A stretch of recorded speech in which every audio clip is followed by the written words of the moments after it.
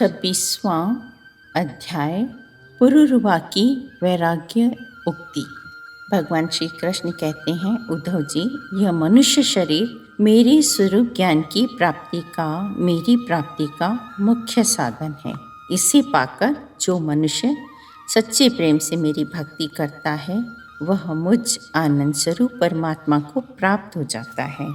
लोग विषयों के सेवन और असत पुरुषों का संग कभी न करें, क्योंकि उनका संग करने से पुरुष की जैसी दुर्दशा होती है, ऐसी जैसे अंधे के सहारे चलने वाले अंधे की। उद्धव जी, पहले तो परम यशस्वी सम्राट इलानंदन पुरुरवा उर्वशी के विरह से अत्यंत बेसुध हो गया। पीछे शोक हट जाने पर उसे बड़ा वैराग्य हुआ और तब उसने यह गाथा गाई। राजा पुरुरवा पागल की भांति अपने को छोड़कर भागती हुई अप्सरा उर्वशी के पीछे इतने व्याकुल होकर दौड़ने लगे और कहने लगे, देवी, हे निष्ठुर हृदय, थोड़ी देर ठहर जाओ। उर्वशी ने उनका चित्त आकृष्ट कर लिया था। उन्हें वर्षों की रात्रियां न जाती हुई मालूम पड़ी और न ही आती हुई। अब पुरुरवा ने कहा, हाय, मेरी मूढ़ता तो देखो, काम वासना ने मेरे चित्त को कितना कलुषित कर दिया। मैंने आयु के न जाने कितने वर्ष खो दिए। विस्मृति की भी एक सीमा होती है। सूर्य अस्त हो गया या उदित हुआ यह भी मैं न जान सका। बड़ी खेद की बात है कि मेरे मन में इतना मोह बढ़ गया जिससे मुझ जैसे चक्रवर्ती सम्राट, मुझ जैसे पुरुरवा को भी स्त्रियों का खिलौना बना दिया। देखो, मैं प्रजा को मर्यादा में रखने वाला सम्राट हूँ। वह मुझे और मेरे राजपाट को तिनके की तरह छोड़कर जाने लगी और मैं पागल होकर उस स्त्री के पीछे दौड़ पड़ा। मैं गधी की तरह दुलत्तियाँ सहकर भी स्त्री के पीछे पीछे दौड़ता रहा।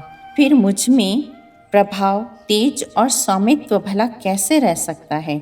स्त्री ने जिसका मन चुरा लिया उसकी विद्या व्यर्थ है। उसे तपस्या, त्याग और शास्त्र अभ्यास से भी कोई लाभ नहीं, और इसमें संदेह नहीं कि उसका एकांत सेवन और मौन भी निष्फल है। मुझे अपनी ही हानि लाभ का पता नहीं, फिर भी अपने को बहुत बड़ा पंडित मानता हूँ। मुझ मूर्ख को धिक्कार है। यह शरीर माता पिता की संपत्ति है अथवा पत्नी की संपत्ति? यह आग का ईंधन है अथवा कुत्ते और गीधों का भोजन है? इसे अपना कहें अथवा संबंधियों का? बहुत सोचने विचारने पर भी निश्चय नहीं हो पाता। यह शरीर मल मूत्र से भरा हुआ अत्यंत अपवित्र है। इसका अंत यही है कि पक्षी खाकर विष्ठा कर दें, या इसके सड़ जाने पर इसमें कीड़े पड़ जाएं, अथवा जला देने पर यह राख का ढेर हो जाए। ऐसे शरीर पर लोग लट्टू हो जाते हैं और कहने लगते हैं, अहो, यह स्त्री का मुखड़ा कितना सुंदर है, मंद मंद मुस्कान कितनी मनोहर है। यह शरीर मांस, मज्जा और हड्डियों का ढेर और मल मूत्र तथा पीप से भरा हुआ है। यदि मनुष्य इसमें रमता है तो मल मूत्र के कीड़ों में और इसमें अंतर ही क्या है? विषय और इंद्रियों के संयोग से ही मन में विकार होता है।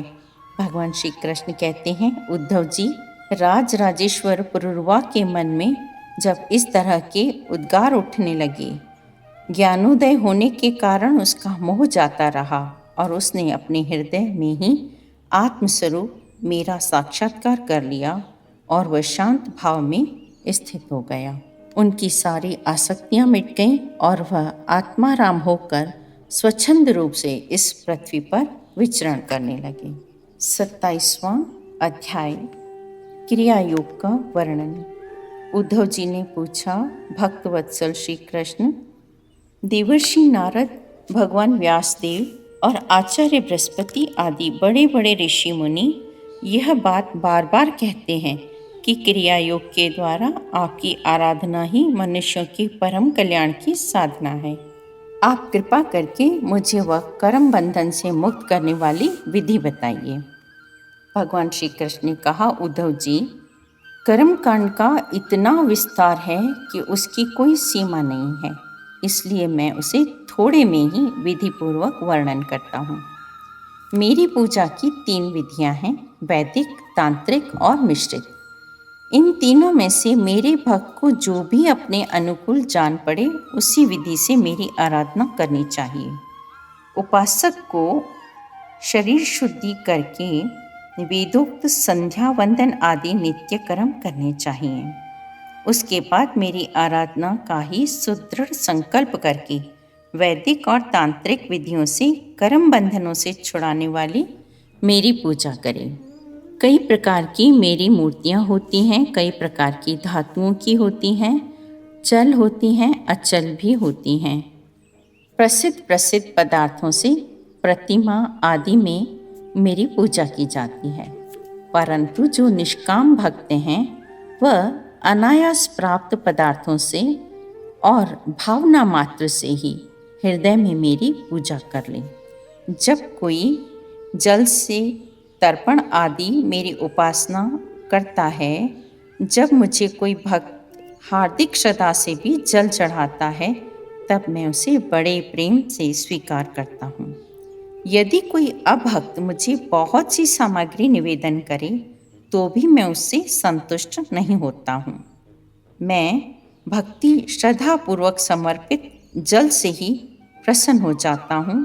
तब गंध, पुष्प, धूप, दीप और नैवेद्य आदि वस्तुओं के समर्पण से तो कहना ही क्या। उपासक पहले पूजा की सामग्री इकट्ठी कर ले, फिर इस प्रकार कुश बिछाए कि उसके अगले भाग पूर्व की ओर रहें। पूर्व या उत्तर की ओर मुंह करके पवित्रता से कुशों के आसन पर बैठ जाए। प्रतिमा के सामने ही बैठना चाहिए। पहले विधि पूर्वक अंगन्यास और करन्यास कर ले, उसके बाद मूर्ति में मंत्र न्यास करे। उसके बाद प्राणायाम के द्वारा प्राणवायु और भावनाओं द्वारा शरीरस्थ अग्नि के शुद्ध हो जाने पर हृदय कमल में परम सूक्ष्म और श्रेष्ठ दीप शिखा के समान मेरी जीव कला का ध्यान करें। बड़े बड़े सिद्ध ऋषि मुनि ओंकार के अकार, उकार, मकार, बिंदु और नाद, इन 5 कलाओं के अंत में उसी जीव कला का ध्यान करते हैं। वह जीव कला आत्मस्वरूपिणी है। जब उसके तेज से सारा अंतःकरण और शरीर भर जाए, तब मानसिक उपचारों से मन ही मन उसकी पूजा करनी चाहिए। तदंतर तन्मय होकर मेरा आह्वान करे और प्रतिमा आदि में स्थापना करे। फिर मंत्रों के द्वारा अंगन्यास करके उसमें मेरी पूजा करें। इसके बाद अपने इष्ट मंत्र से अथवा ओम नमो नारायण इस अष्टाक्षर मंत्र से तथा पुरुष सूक्त के 16 मंत्रों से हवन करें। बुद्धिमान पुरुष को चाहिए कि धर्म आदि देवताओं के लिए भी विधि पूर्वक मंत्रों से हवन करें। इस प्रकार अग्नि में अंतर्यामी रूप से स्थित भगवान की पूजा करके उन्हें नमस्कार करें और भगवत स्वरूप मूल मंत्र ओम नमो नारायण का जप करें। उसके बाद भगवान को आचमन कराए, उनको प्रसाद निवेदन करें। प्रेमोन्मत्त होकर नाचने लगे। मेरी लीला कथाएं स्वयं सुने और दूसरों को सुनाए। कुछ समय तक संसार और उसके रगड़ों झगड़ों को भूलकर मुझ में ही तन्मय हो जाए। स्तुति करके मुझे समर्पित की हुई माला आदर के साथ अपने सिर पर रखे और उसे मेरा दिया हुआ प्रसाद समझे। यदि विसर्जन करना हो तो ऐसी भावना करनी चाहिए कि प्रतिमा में से एक दिव्य ज्योति निकली है और वह मेरी हृदयस्थ ज्योति में लीन हो गई है। बस यही विसर्जन है। उद्धव जी, प्रतिमा आदि में जब जहाँ श्रद्धा हो तब तहाँ मेरी पूजा करनी चाहिए, क्योंकि मैं सर्वात्मा हूँ और समस्त प्राणियों में तथा अपने हृदय में भी स्थित हूँ। 28वां अध्याय परमार्थ निरूपण अर्थात परम अर्थ की व्याख्या। भगवान श्री कृष्ण कहते हैं कि उद्धव जी, यद्यपि व्यवहार में पुरुष और प्रकृति दृष्टा और दृश्य के भेद से दो प्रकार का जगत जान पड़ता है, तथापि परमार्थ दृष्टि से देखने पर यह सब एक अधिष्ठान स्वरूप ही है। जो पुरुष दूसरों के स्वभाव और उनके कर्मों की प्रशंसा अथवा निंदा करते हैं, वे शीघ्र ही अपने यथार्थ परमार्थ अर्थात परम अर्थ साधन से भटक जाते हैं, क्योंकि साधन तो द्वैत के अभिनिवेश का है, अर्थात अद्वैत को स्पष्ट समझना है कि तुम और मैं एक ही हैं। तब प्रशंसा तथा निंदा उसकी सत्यता के भ्रम को और भी दृढ़ करती है। जब जीव अपने अद्वितीय आत्मस्वरूप को भूलकर नाना वस्तुओं का दर्शन करने लगता है, तब वह स्वप्न के समान झूठे दृश्यों में फंस जाता है। देह आदि वस्तुएं तो सर्वदा मिथ्या हैं ही, परंतु जब तक ज्ञान के द्वारा उनकी असत्यता का बोध नहीं हो जाता, उनकी असत्यता समझ में नहीं आ जाती, उनकी आत्यंतिक निवृत्ति नहीं हो जाती, तब तक ये भी अज्ञानियों को भयभीत करती रहती हैं। भगवान श्री कृष्ण ने कहा, उद्धव, संसार का अस्तित्व नहीं है।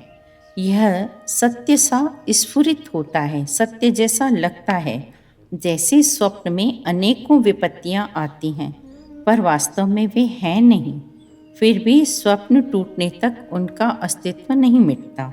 उद्धव जी, जैसे सोने से कंगन, कुंडल आदि बहुत से आभूषण बनते हैं, परंतु जब वे गहने नहीं बने थे तब भी सोना था, जब नहीं रहेंगे तब भी सोना ही रहेगा। इसलिए जब बीच में उसके कंगन, कुंडल आदि अनेकों नाम रखकर व्यवहार करते हैं, तब भी वह सोना ही है। ठीक ऐसे ही जगत का आदि, अंत और मध्य मैं ही हूँ। वास्तव में मैं ही सत्य तत्व हूँ।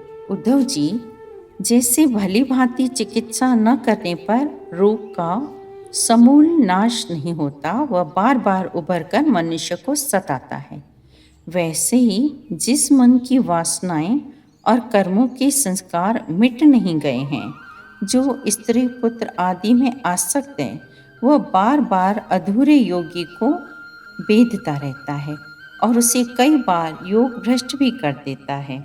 अधूरा योगी मार्ग से भटक जाए तो भी वह अपने पूर्व अभ्यास के कारण पुनः योग अभ्यास में लग जाता है। कर्म आदि में उसकी प्रवृत्ति नहीं होती। काम, क्रोध आदि विघ्नों को मेरे चिंतन और नाम संकीर्तन आदि के द्वारा नष्ट करना चाहिए तथा पतन की ओर ले जाने वाले दंभ, मद आदि विघ्नों को धीरे धीरे महापुरुषों की सेवा के द्वारा दूर कर देना चाहिए।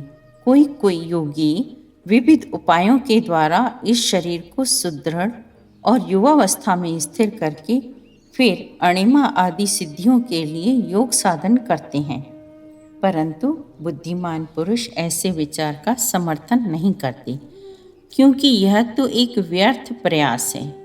वृक्ष में लगे हुए फल के समान इस शरीर का नाश तो अवश्यंभावी है। जो साधक मेरा आश्रय लेकर मेरे द्वारा कही हुई योग साधना में संलग्न रहता है, उसे कोई भी विघ्न बाधा डिगा नहीं सकती। उसकी सारी कामनाएं नष्ट हो जाती हैं और वह आत्म आनंद की अनुभूति में मग्न हो जाता है। 29वां अध्याय, भागवत धर्मों का निरूपण और उद्धव जी का बद्रिकाश्रम गमन। उद्धव जी ने कहा, अच्युत, जो अपना मन वश में नहीं कर सका है, उसके लिए आपकी बतलाई हुई सारी योग साधना को तो मैं बहुत ही कठिन समझता हूँ। अतः अब आप ऐसा कोई सरल और सुगम साधन बताइए जिससे मनुष्य अनायासी परम पद प्राप्त कर सके। अधिकांश योगी जब अपने मन को एकाग्र करने में सफल न होने के कारण हार मान लेते हैं और दुखी हो जाते हैं। श्री भगवान ने कहा, प्रिय उद्धव, अब मैं तुम्हें अपने उस मंगलमय भागवत धर्मों का उपदेश करता हूँ जिनका श्रद्धापूर्वक आचरण करके वह मुझे अनायासी पा लेता है। उद्धव जी, मेरे भक्त को चाहिए कि अपने सारे कर्म मेरे लिए ही करे और धीरे धीरे उनको करते समय मेरे स्मरण का अभ्यास बढ़ा है। कुछ ही दिनों में उसके मन और चित्त मुझ में समर्पित हो जाएंगे। मेरे भक्त साधुजन जिन पवित्र स्थानों में निवास करते हों उन्हीं में रहें, और देवता, असुर अथवा मनुष्यों में जो मेरे अनन्य भक्त हों उनके आचरणों का अनुसरण करें। शुद्ध अंतःकरण पुरुष मुझ परमात्मा को ही समस्त प्राणियों और अपने हृदय में स्थित देखें। जब निरंतर सभी नर नारियों में मेरी ही भावना की जाती है, तब थोड़े ही दिनों में साधक के चित्त में ईर्ष्या, तिरस्कार, अहंकार आदि दोष दूर हो जाते हैं। अपने ही लोग यदि हंसी करें तो करने दें, उनकी परवाह ना करें। मैं अच्छा हूँ, वह बुरा है, ऐसी देह दृष्टि को छोड़ दे। उद्धव जी, यह संपूर्ण ब्रह्म विद्या का रहस्य मैंने संक्षेप और विस्तार से तुम्हें सुना दिया। इस रहस्य को समझना मनुष्यों की तो कौन कहे, देवताओं के लिए भी अत्यंत कठिन है। मैंने जिस सुस्पष्ट और युक्ति युक्त ज्ञान का वर्णन बार बार किया है, उसके मर्म को समझ लेना है। उसके हृदय की संशय ग्रंथियां छिन्न भिन्न हो जाती हैं और वह मुक्त हो जाता है। उद्धव जी ने कहा, प्रभु आप माया और ब्रह्मा आदि के भी मूल कारण हैं। मैं मोह के महान अंधकार में भटक रहा था। आपके सत्संग से वह सदा के लिए भाग गया। भला जो अग्नि के पास पहुंच गया, उसके सामने क्या शीत क्या अंधकार, उसके कारण होने वाला भय ठहर सकते हैं क्या? भगवान, आपकी मोहिनी माया ने मेरा ज्ञान दीपक छीन लिया था, परंतु आपने कृपा करके वह फिर अपने सेवक को लौटा दिया है। आपने मेरे ऊपर महान अनुग्रह की वर्षा की है। हे महायोगेश्वर, मेरा आपको नमस्कार है। अब आप कृपा करके मुझ शरणागत को ऐसी आज्ञा दीजिए जिससे आपके चरण कमलों में मेरी अनन्य भक्ति बनी रहे। भगवान श्री कृष्ण ने कहा, उद्धव जी, अब तुम मेरी आज्ञा से बद्रीवन में चले जाओ। वह मेरा ही आश्रम है। वहाँ मेरे चरण कमलों के धोवन, गंगा जल का स्नान पान के द्वारा सेवन करके तुम पवित्र हो जाओगे। अलकनंदा के दर्शन मात्र से तुम्हारे सारे पाप ताप नष्ट हो जाएंगे। मैंने तुम्हें जो कुछ शिक्षा दी है उसका एकांत में विचार पूर्वक अनुभव करते रहना। श्री सुखदेव जी कहते हैं कि परीक्षित, इसमें संदेह नहीं है कि उद्धव जी संयोग वियोग से होने वाले सुख दुख के जोड़ से परे थे, क्योंकि वे भगवान के निर्द्वंद चरणों की शरण ले चुके थे। फिर भी वहाँ से चलते समय उनका चित्त प्रेमावेश से भर गया। उन्होंने अपने नेत्रों की झरती हुई अश्रुधारा से भगवान के चरण कमलों को भिगो दिया। 30वां अध्याय, यदुकुल का संहार। राजा परीक्षित ने पूछा, भगवान, जब महाभागवत उद्धव जी बद्रीवन को चले गए, तब भगवान द्वारिका में क्या लीला रचने लगे? श्री सुखदेव जी कहते हैं, परीक्षित, जब भगवान श्री कृष्ण ने देखा कि आकाश, पृथ्वी और अंतरिक्ष में बड़े बड़े उत्पात अपशकुन हो रहे हैं, तब उन्होंने सुधर्मा सभा में उपस्थित सभी यदुवंशियों से यह बात कही। श्रेष्ठ यदुवंशियों, यह देखो, द्वारिका में बड़े बड़े भयंकर उत्पात होने लगे हैं। ये अनिष्ट के सूचक हैं। अब हमें यहाँ घड़ी दो घड़ी भी नहीं ठहरना चाहिए। स्त्रियाँ, बच्चे और बूढ़े यहाँ से शंखोद्वार क्षेत्र में चले जाएं और हम लोग प्रभास क्षेत्र में चलें। परीक्षित, सभी वृद्ध यदुवंशियों ने भगवान श्री कृष्ण की यह बात सुनकर तथास्तु कहकर उसका अनुमोदन किया और तुरंत नौकाओं से समुद्र पार करके रथों द्वारा प्रभास क्षेत्र की यात्रा की।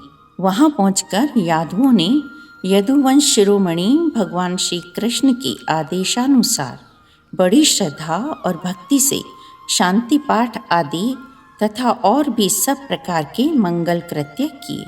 परंतु दैव ने अर्थात भाग्य ने उनकी बुद्धि हर ली और वे उस मरई नामक मदिरा का पान करने लगे, जिसके नशे से बुद्धि भ्रष्ट हो जाती है। वह पीने में तो मीठी लगती है, परंतु परिणाम में सर्वनाश करने वाली है। उस तीव्र मदिरा के पान से सबके सब उन्मत्त हो गए और वे घमंडी वीर एक दूसरे से लड़ने झगड़ने लगे। सच पूछो तो श्री कृष्ण की माया से वे मूढ़ हो रहे थे। ये सभी बड़े भयंकर योद्धा थे और क्रोध में भरकर एक दूसरे का नाश करने पर तुल गए थे। अंत में जब उनके सब बाण समाप्त हो गए, धनुष टूट गए और शस्त्र अस्त्र नष्ट भ्रष्ट हो गए, तब उन्होंने अपने हाथों से समुद्र तट पर लगी हुई एरका नाम की घास उखाड़नी शुरू की। यह वही घास थी जो ऋषियों के शाप के कारण उत्पन्न हुए लोहमय मूसल के चूरे से पैदा हुई थी। वह घास वज्र के समान कठोर मुद्गरों के रूप में बदल गई थी। वह तीखी हो गई थी, जैसे बांसों की रगड़ से उत्पन्न होकर बांसों को ही भस्म कर देती है, वैसे ही यह आग ब्रह्म शाप से ग्रस्त और भगवान श्री कृष्ण की माया से मोहित यदुवंशियों के क्रोध ने उनका अंत कर दिया।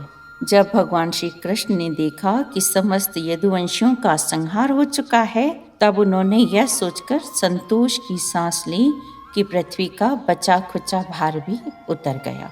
बलराम जी ने समुद्र तट पर बैठकर एकाग्र चित्त से परमात्म चिंतन करते हुए अपने आत्मा को आत्मस्वरूप में ही स्थिर कर लिया और मनुष्य शरीर छोड़ दिया। भगवान श्री कृष्ण ने एक पीपल के पेड़ के तले जाकर चुपचाप धरती पर ही बैठ गए। भगवान श्री कृष्ण ने उस समय अपनी अंग कांति से दैदीप्यमान चतुर्भुज रूप धारण कर रखा था। मेघ के समान सांवले शरीर से सोने के समान ज्योति निकल रही थी। बड़ा ही मंगलमय रूप था। मुख कमल पर मुस्कान और काली काली अलकें कपोलों पर बड़ी सुहावनी लगती थी। कमल के समान सुंदर सुंदर नयन, कंधे पर यज्ञोपवीत, माथे पर मुकुट, कलाइयों में कंगन, बाहों में बाजूबंद, वक्षस्थल पर हार, चरणों में नुपुर, उंगलियों में अंगूठियां और गले में कौस्तुभमणि शोभायमान हो रही थी। शंख चक्र गदा आदि आयुध मूर्तिमान होकर प्रभु की सेवा कर रहे थे। उस समय भगवान अपनी दाहिनी जांघ पर बायां चरण रखकर बैठे हुए थे। लाल लाल तलवार रक्त कमल के समान चमक रहा था। जरा नामक एक बहेलिया था, उसने मूसल के बचे हुए टुकड़े से अपनी बाण की गांसी बना ली थी। उसने दूर से भगवान का लाल लाल तलवार हिरण के मुख के समान जानकर उसे हिरण समझकर बाण से बेध दिया। जब वह पास आया और उसने देखा कि अरे ये तो चतुर्भुज पुरुष हैं, अब वह तो अपराध कर चुका था, इसलिए डर के मारे कांपने लगा और दैत्य दलन भगवान श्री कृष्ण के चरणों पर सिर रखकर धरती पर गिर पड़ा। उसने कहा, हे मधुसूदन, मैंने अनजान में यह पाप किया है। सचमुच मैं बहुत बड़ा पापी हूँ, परंतु आप परम यशस्वी और निर्विकार हैं। आप कृपा करके मेरा अपराध क्षमा कीजिए। मैंने स्वयं आपका अनिष्ट कर दिया। वेंकुटनाथ, मैं निरपराध हिरणों को मारने वाला महापापी हूँ। आप मुझे मार डालिए, क्योंकि मैं मर जाने पर मैं फिर कभी आप जैसे महापुरुषों का अपराध न करूँगा। आप मुझे मार डालिए। भगवान श्री कृष्ण ने कहा, हे जरे, तू डर मत, उठ जा। यह तो तूने मेरे मन का काम किया है। जा, मेरी आज्ञा से तू स्वर्ग में निवास कर, जिसकी प्राप्ति बड़े बड़े पुण्यवानों को होती है। श्री सुखदेव जी कहते हैं कि परीक्षित, भगवान श्री कृष्ण तो अपनी इच्छा से शरीर धारण करते हैं। जब उन्होंने जराव्याध को यह आदेश दिया, तब उसने उनकी 3 बार परिक्रमा की, नमस्कार किया और विमान पर सवार होकर स्वर्ग को चला गया। भगवान श्री कृष्ण का सारथी दारुक उनके स्थान का पता लगाता हुआ उनके द्वारा धारण की हुई तुलसी की गंध से युक्त वायु को सूंघ सूंघ कर उनके स्थान पर आ पहुंचा। उन्हें देखकर दारुक के हृदय में प्रेम की बाढ़ आ गई। नेत्रों से आंसू की धारा बहने लगी। वह रथ से कूदकर भगवान के चरणों पर गिर पड़ा।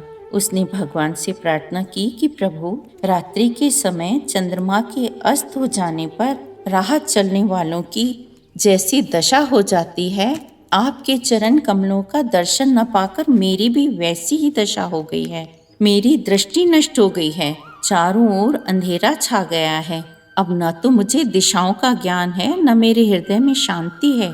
परीक्षित अभी दारुक इस प्रकार कह ही रहा था कि उसके सामने ही भगवान का गरुड़ ध्वज रथ पताका और घोड़ों के साथ आकाश में उड़ गया। उसके पीछे पीछे भगवान के दिव्य आयुध भी चले गए।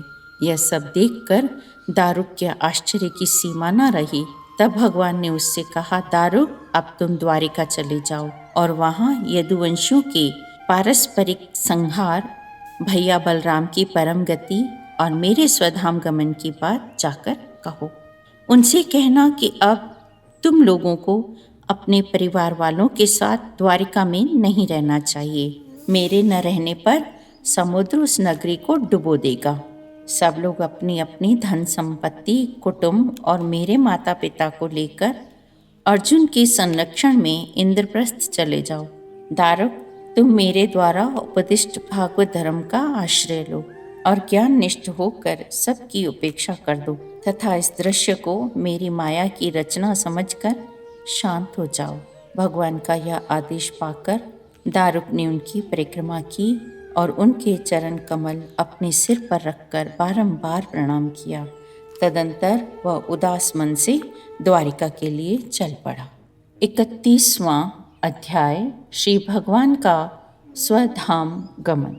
श्री सुखदेव जी कहते हैं, भगवान का शिव विग्रह उपासकों के ध्यान और धारणा का मंगलमय आधार और समस्त लोगों के लिए परम रमणीय आश्रय है। इसलिए उन्होंने योगियों के समान अग्नि देवता संबंधी योग धारण के द्वारा उसको जलाया नहीं, सशरीर अपने धाम में चले गए।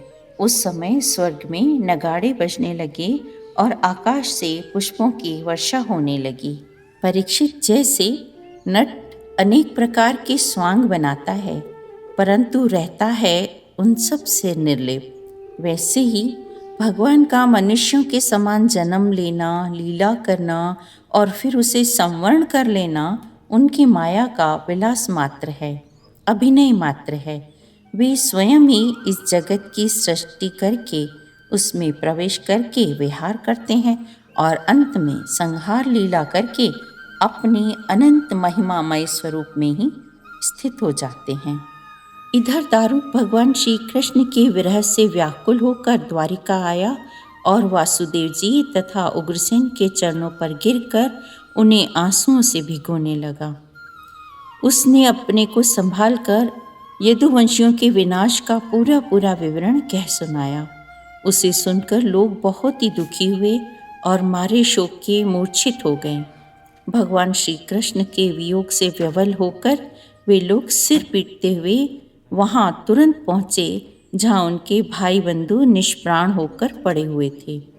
देवकी, रोहिणी और वसुदेव जी अपने प्यारे पुत्र श्री कृष्ण और बलराम को न देखकर शोक की पीड़ा से बेहोश हो गए। उन्होंने भगवत विरह से व्याकुल होकर वहीं अपने प्राण छोड़ दिए। भगवान श्री कृष्ण की रुक्मिणी आदि पटरानियाँ उनके ध्यान में मग्न होकर अग्नि में प्रविष्ट हो गईं।